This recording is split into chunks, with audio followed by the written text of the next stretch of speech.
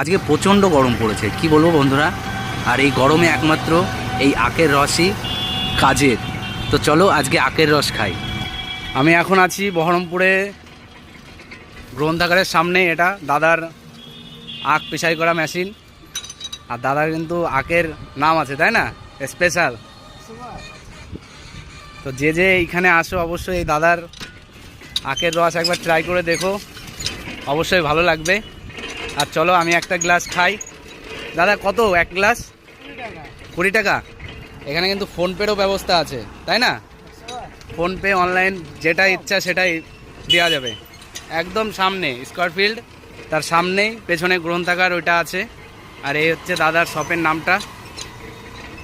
অ্যাড্রেসটা বলে দাও, কোথায় আসতে হবে? এখানে ডিস্ট্রিক্ট লাইব্রেরি, তাই তো?